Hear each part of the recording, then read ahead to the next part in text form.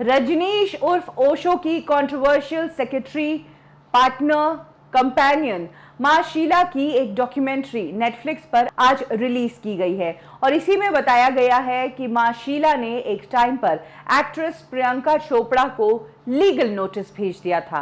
क्यों मां शीला ने प्रियंका चोपड़ा को ये लीगल नोटिस भेजा था? प्रियंका को क्या काम करने से रोकना चाहती थी ओशो की ये कंट्रोवर्शियल सेक्रेटरी? चलिए मैं आपको बताती हूं।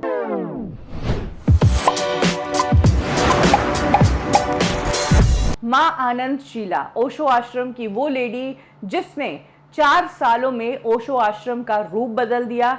बहुत बड़ा हाथ था मां शीला का ही पुणे से ओशो के आश्रम को यूएस में शिफ्ट करने का, और वहां पर जो एक सिटी बसाई जा रही थी रजनीश की, उसकी सबसे बड़ी हेड मां आनंद शीला ही थी। लेकिन बाद में जिस ओशो के लिए वो काम कर रही थी, उसी ओशो ने मां आनंद शीला पर बहुत सारे इल्जाम लगाए थे और कहा था कि मैंने एक वेट्रेस को सेक्रेटरी बनाया, ये मेरी बहुत बड़ी गलती थी, लेकिन हाँ मैंने इस बात का ध्यान रखा कि मुझे अपनी वेट्रेस के साथ सोना नहीं चाहिए। उसी मां आनंद शीला का करण जौहर ने इंटरव्यू लिया, उन पर एक डॉक्यूमेंट्री रिलीज की गई है जिस दौरान उन्होंने बताया कि कई लोग हैं जो मां आनंद शीला की लाइफ पर फिल्म बनाना चाहते हैं, जिसमें से शकुन बत्रा बना रहे हैं। इसके अलावा एक्ट्रेस प्रियंका चोपड़ा भी डायरेक्टर बैरी लेविंसन के साथ इसी तरह की एक स्टोरी पर काम करने वाली थी और खबर थी कि प्रियंका चोपड़ा मां आनंद शीला का किरदार निभाने जा रही है।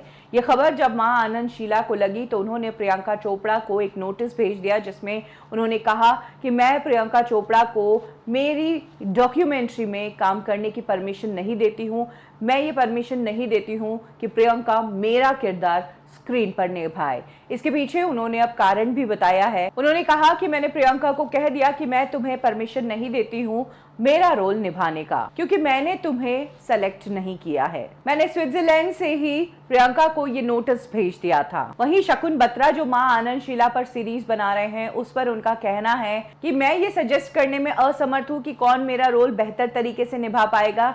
शकुन के लिए एक हार्ड टास्क है मेरे जैसी लेडी ढूंढना, क्योंकि मैं बहुत ही सिंपल हूं। आपको बता दें कि मां आनंद शीला ने उस टाइम रजनीश आश्रम को हेड किया था जब ओशो जो है मौन व्रत पर चले गए थे, और तब वो ओशो के स्पोक्स पर्सन के रूप में काम करती थी।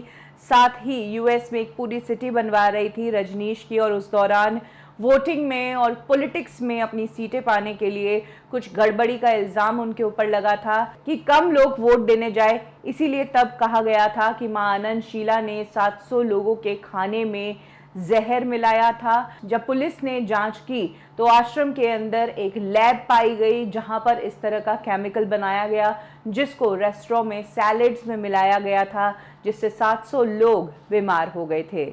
इसके अलावा उन पर इल्ज़ाम था कि रजनीश के रूम में उन्होंने रिकॉर्डिंग डिवाइस भी लगवाया है, और तो और रजनीश की जगह वो पाना चाहती थी मां आनंद शीला रजनीश के आश्रम में टॉप पर रहना चाहती थी, इसीलिए उन्होंने ये सब किया।